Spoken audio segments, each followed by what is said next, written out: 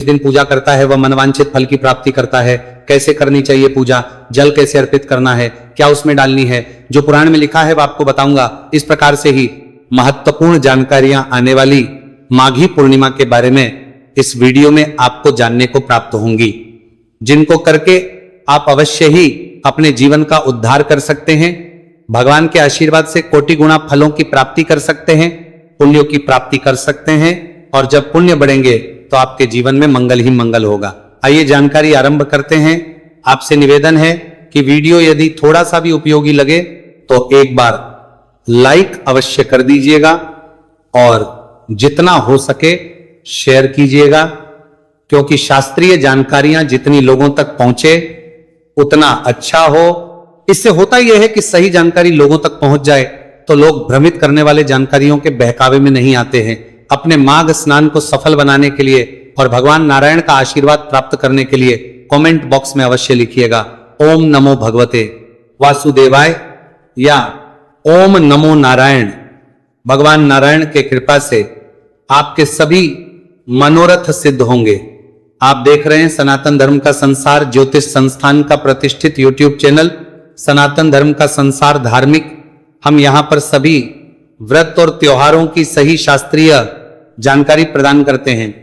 ज्योतिष शास्त्र और पंचांग के आधार पर आपको बताते हैं कौन सी तिथि कब है, व्रत आदि कब करना है, क्या विधि है, क्या नियम है और क्या गलती नहीं करनी है। यदि आप सभी व्रत और त्योहारों की सही शास्त्रीय जानकारी पाते रहना चाहते हैं तो कृपया चैनल को सब्सक्राइब कीजिए और बेल आइकन को प्रेस कीजिए।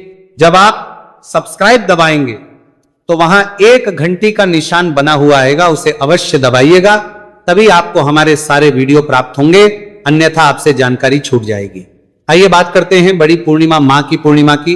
प्रिय दर्शकों, मां की पूर्णिमा बहुत बड़ी और बहुत महत्वपूर्ण पूर्णिमा होती है। ये बहुत अधिक पुण्य देने वाली होती है। मैं आपसे यही कहूंगा इस तिथि का लाभ अवश्य उठा लीजिएगा, क्योंकि इस दिन आप जो पूजा पाठ करेंगे, जब तक करेंगे, दान करेंगे, वो आपको हजारों गुना अधिक पुण्य देने वाला होगा। प्रिय दर्शकों, जो पहला कार्य आपको पूर्णिमा पर करना है, माघी पूर्णिमा पर, वो है माघी पूर्णिमा का स्नान। क्योंकि मैं विधि से चलता हूं, नियम से, कि मनुष्य पहले क्या करता है फिर बाद में क्या करना होता है, उसी के अनुसार मैं चीजों को बताता हूं। वरना मेरे पास एक बहुत महत्वपूर्ण उपाय भी है आपके घर के सभी संकटों को दूर करने के लिए। पर पहले स्नान की बात करते हैं। शास्त्र कहते हैं कि माघी पूर्णिमा पर त्रियुक्त जल से स्नान करना चाहिए। जो मनुष्य तीर्युक्त जल से स्नान करता है वह वैकुंठ लोक को प्राप्त करता है, नारायण को प्रसन्न करता है। इसीलिए इस दिन आपको तिल युक्त जल से स्नान करना चाहिए। सबसे उत्तम स्नान कहा गया है। प्रयाग तीर्थ में अगर आप प्रयाग के संगम पे आज स्नान करते हैं तो वो सर्वोत्तम स्नान है, क्योंकि स्वयं देवता इस दिन स्नान के लिए आते हैं। पर सबके लिए संभव नहीं है कि वहां जाके स्नान किया जा सके, और सब चले जाएंगे तो फिर वहां आ भी नहीं पाएंगे। सारे जो लोग घर पर हैं वो कैसे स्नान करें। बड़ी बात यह है क्योंकि अधिकतर लोग घर पे ही रहने वाले हैं, तो आप सबसे पहले तो सूर्योदय से पहले स्नान करना है। आपको पहली शर्त यह है कि सूर्योदय से पहले स्नान करेंगे। जो स्नान के लिए जल आप भरेंगे उस पात्र को अच्छे से धोइए, उसमें पहले थोड़ा सा गंगा जल भरिए, चाहे 2 बूंदी गंगा जल के डालिए। पहले गंगा जल डालिए, फिर थोड़े से काले तिल उसमें डाल लीजिए। अब उसमें जल भरिए और फिर आप उससे हर हर गंगे बोलते हुए स्नान कीजिए, या ओम नमो भगवते वासुदेवाय बोलते हुए स्नान कीजिए। यहां पे एक चीज ध्यान देने वाली बात है कि इस दिन आपको उबटन, तिल के उबटन का प्रयोग करना चाहिए, या आप जो बेसन का उबटन बनता है वह प्रयोग कीजिए, परंतु साबुन आदि का प्रयोग ना कीजिएगा। ये जो स्नान है ये बड़ा महत्वपूर्ण है। इस दिन का सूर्योदय से पहले किया गया यह स्नान भगवान नारायण की प्रसन्नता के लिए महत्वपूर्ण है, और इससे भगवान नारायण की प्रसन्नता आपको प्राप्त होगी, आपके पापों का नाश होगा। तो ये माघी पूर्णिमा का जो स्नान है इसे आपने अवश्य करना है।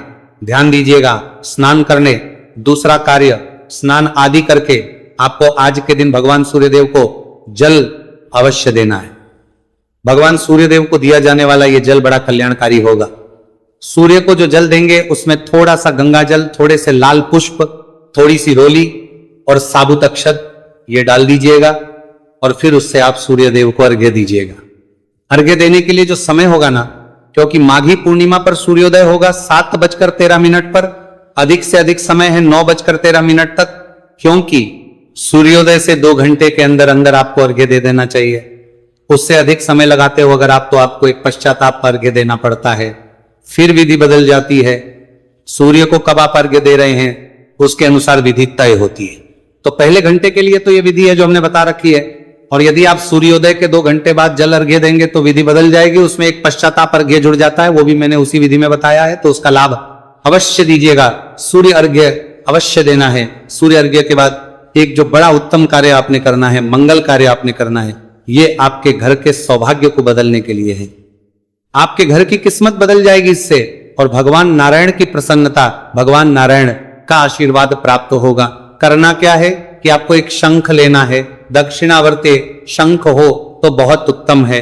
शंख लीजिए, उसमें पहले थोड़ा सा गंगा जल डालिए, फिर उसमें शुद्ध जल भर लीजिए, अब उसमें एक पत्ता तुलसी का डालिए। ये चीजें डालनी है आपने शंख में, पहले गंगा जल, फिर शुद्ध जल और तुलसी का पत्ता।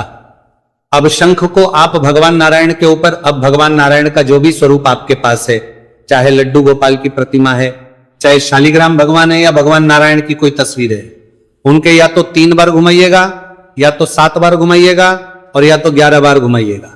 इस प्रकार आपने घुमाना है। प्रतिमा है आपके पास तो प्रतिमा के ऊपर, और अगर आपके पास तस्वीर है तो भगवान की तस्वीर के ऊपर। और उसके बाद ये जो जल है ना, इसके छींटे पूरे घर में दीजिएगा, और जितने भी परिवार के सदस्य हैं सबके ऊपर इस जल के छींटे दीजिएगा। ये कार्य आपकी किस्मत को बदल देंगे, आपकी किस्मत बदलेगी। घर में कोई होगी वो सब बाहर चली जाएगी, आपकी किस्मत में कोई नेगेटिविटी होगी वो सब बाहर चली जाएगी। इस कार्य को इस पूर्णिमा पर आपको अवश्य करना चाहिए, यह आपके परिवार की भलाई के लिए। नारद पुराण में वर्णन आता है कि माघ मास की पूर्णिमा के दिन यदि मनुष्य तिल या सूती कपड़े या कंबल या आभूषण, रत्न, सिर की टोपी, पगड़ी, उपाधान अर्थात जूते, ये सब अपनी सामर्थ्य के अनुसार दान करता है, तो पुराण कहता है कि इससे मनुष्य को स्वर्ग लोक के सुख की प्राप्ति होती है। तो ये दान की वस्तुएं हैं जो नारद पुराण में वर्णित हैं। मैं फिर से एक बार बता दूं, काले तिल विशेष महत्वपूर्ण होते हैं। तिल का दान इस दिन बड़ा कल्याणकारी है, तो तिल का दान कीजिएगा। तिल, जूते, कंबल या सूती कपड़े या स्वर्ण दान, रत्न, आभूषण का दान, ये सब मनुष्य को दान करना चाहिए। और कितना करना चाहिए? सामर्थ्य के अनुसार, आपके वैभव के अनुसार। सीधा लिखा है पुराण में कि जितना भगवान ने दिया उसके अनुसार दान दीजिए। कोई अधिक पैसे वाला है उसको अधिक दान करना चाहिए। जिसका पैसे है तो अपने सामर्थ्य के अनुसार करें, लेकिन सामर्थ्य के अनुसार दिया गया दान ही फलित होता है, इसका हमेशा ध्यान रखना चाहिए। तो इस प्रकार से ये दान देना है। किसको दान देना है? सबसे पहले ब्राह्मण को दान देना है, उसके बाद आप किसी गरीब की सहायता के लिए दे सकते हैं, कहीं अनाथालय में दे सकते हैं, वृद्ध आश्रम में दे सकते हैं, या आपके आसपास कोई साधु हैं, महाराज हैं, उनको दे सकते हैं। और जो वस्तु आदि ना ला पाए उनके लिए शास्त्र कहते हैं कि आप धन दान दीजिए, पैसे का दान दीजिए, पर आपने आज दान अवश्य करना है। जब ब्राह्मण का चुनाव करें तो किसी वेद पाठी पारिवारिक ब्राह्मण को दीजिए। पारिवारिक अर्थात जिसके पास खाने वाले लोग हों, या जो वेद पाठी हो, वेदों का अध्ययन करता हो और सदाचारी ब्राह्मण हो। ऐसा करने से क्या होगा? आपको स्वर्ग लोक के सुखों की प्राप्ति होगी। जब तक मनुष्य इस पृथ्वी पर रहेगा उसकी सभी इच्छाएं पूर्ण होती हैं, और जब मनुष्य इस लोक से जाता है तो वहां आपको स्वर्ग की प्राप्ति होती है, सभी सुख सुविधाओं की प्राप्ति होती है। नारद पुराण में वर्णन आता है कि जो इस दिन भगवान शंकर की विधि विधान से पूजा करता है वह अश्वमेध यज्ञ का फल पाकर विष्णु जी के लोक में प्रतिष्ठित होता है, अर्थात उसे मोक्ष की प्राप्ति होती है। ये मैं बात कर रहा हूं नारद पुराण की, और वर्णन किसका आ रहा है? शिव जी की पूजा का। शिव जी की पूजा कैसे करनी है? विधि विधान से करनी है। मैं बताता हूं आपको कैसे पूजा करेंगे। देखिए, अधिक कुछ ना कर पाए तो केवल इतना कीजिए कि पंचाक्षरी बोलिएगा। 1 लोटा जल भगवान शंकर को अर्पित कीजिएगा। ओम नमः शिवाय, ओम नमः शिवाय, ओम नमः शिवाय, यह बोलते हुए 1 लोटा जल भगवान शंकर को अर्पित कीजिएगा, फिर कच्चा दूध लीजिएगा और 1 लोटा कच्चे दूध से भगवान शंकर को अर्पित कीजिएगा और फिर पुनः शुद्ध जल से भगवान को स्नान कराइएगा। इस प्रकार से ये 3 लोटे आपने अर्पित करने हैं। 1 लोटा जल, फिर कच्चा दूध और फिर जल। जल जो आप चढ़ाएंगे ना, उसमें गंगा जल मिला होना चाहिए, ये ध्यान दीजिएगा।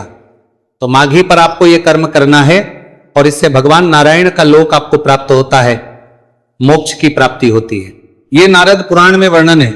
पुराण कहते हैं कि ऐसा करने से आपको अश्वमेध यज्ञ का पुण्य लाभ होता है, अश्वमेध यज्ञ का फल प्राप्त होता है, माता लक्ष्मी की उत्पत्ति अर्थात उनका जो प्रादुर्भाव है ना, वो प्रिय भक्तों पूर्णिमा तिथि के दिन ही कहा गया है। इसीलिए ये वो दिन है जो माता लक्ष्मी की प्राप्ति के लिए आपके लिए सबसे उत्तम होगा। तो माघी पूर्णिमा के दिन रात्रि को जब चंद्र उदित होगा, उस समय आप कच्चे दूध से चंद्रमा को अर्घ्य दीजिएगा। ये माता लक्ष्मी की प्रसन्नता के लिए और चंद्रमा का आशीर्वाद प्राप्त करने के लिए पुराणों में वर्णित एक बहुत ही उत्तम उपाय है। और इसी दिन को जब सूर्यास्त हो जाए ना, तो सूर्यास्त के बाद माता लक्ष्मी के निमित्त तेल का या घी का एक दीपक जलाना है आपको अपने घर के मुख्य द्वार पर। इससे माता लक्ष्मी का आगमन होगा, आपके घर में मां लक्ष्मी आएंगी और आपको खूब धन की प्राप्ति होगी।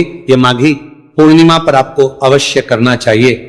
माघी पूर्णिमा पर कुछ दान मैंने आरंभ में बता दिए थे, कुछ जो और महत्वपूर्ण है। इस दिन आप तिल गुड़ के लड्डू का दान करें, उत्तम रहेगा। आप भंडारे अन्न का दान करें, बड़ा उत्तम रहेगा। इस दिन आप गाय को चारा खिलाएं, पक्षियों को दाना डालें, चींटियों को उनका भोजन दें। ये कार्य जो बहुत छोटे छोटे हैं, लेकिन ये भी इस दिन बहुत अधिक पुण्य देने वाले होंगे। तो ये कार्य आप कर सकते हैं, इनको कीजिएगा। एक महत्वपूर्ण बात जब आगे रह गई है वो ये कि जो गुप्त नवरात्रि अभी चल भी रही है, तो गुप्त नवरात्रि में जो तीसरी महाविद्या है, 10 महाविद्याएं हैं, उनमें से जो तीसरी है ना, उनका नाम माता ललिता। इनकी जो उत्पत्ति है ना, वो भी शास्त्रों में इसी माघी पूर्णिमा पर ही हुई थी, ऐसा वर्णन आता है। और माता ललिता जो है वो मोक्ष और धन संपत्ति, दौलत और ऐश्वर्य प्रदान करने वाली है।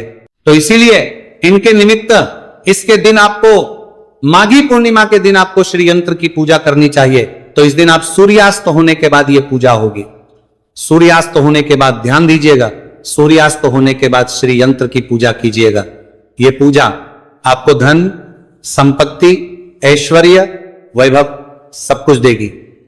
तो ये पूजा कर लीजिएगा। और अगर आपके पास ये ना हो, श्री यंत्र वैसे तो मिल जाता है सभी पूजा पाठ के दुकानों पर, अभी समय है, आप मंगवा लीजिएगा। और अगर ना मंगवा पाए तो आप माता पार्वती का पूजन कर लीजिएगा।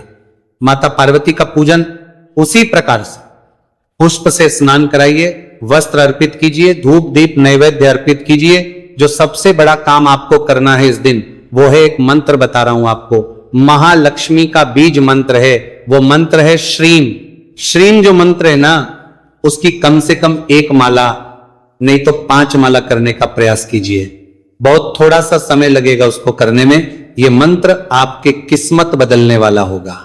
इस माला से करना है, रुद्राक्ष की माला से करें तो सबसे उत्तम है। अन्यथा आपके पास जो भी कोई माला हो उससे कीजिएगा। आप कहेंगे पंडित जी इससे क्या होगा? इससे आपके पास धन की आगमन की संभावनाएं बढ़ेगी और जिनका धन है ना, वो स्थिर होगा। धन आता भी है और स्थिर भी होता है। इसके लिए आपको ये मंत्र जप करना चाहिए। ये माघी पूर्णिमा है। इस पर एक और कार्य जो सबसे महत्वपूर्ण कार्य है, जिसके बिना पूर्णिमा हमेशा अधूरी रहती है, वो है सत्यनारायण भगवान की पूजा। सत्यनारायण भगवान की पूजा कीजिएगा। सत्यनारायण भगवान की कथा पंचाध्यायी कथा है, वो अवश्य सुनिएगा। सत्यनारायण भगवान की पूजा वही 4 से होती है, मैंने पहले भी बताई है। आगे मैं पूर्णिमा का एक और पूजा विधि का वीडियो डालूंगा, उसमें अवश्य ही इसकी जानकारी दूंगा कि कैसे आप 4 से सत्यनारायण भगवान की पूजा और पंच अध्याय कथा अवश्य सुनिएगा। वो हम आपको अपने चैनल पर सदा अपलोड करते हैं, वो मैं पूर्णिमा से पहले ही अपलोड कर दूंगा। सत्यनारायण भगवान की पूजा जो है, पुराणों में इसकी महिमा बहुत अधिक कही गई है और कलयुग में तो भगवान सत्यनारायण सब कुछ देने वाले हैं। इसीलिए आपको सत्यनारायण की पूजा अवश्य ही करनी चाहिए।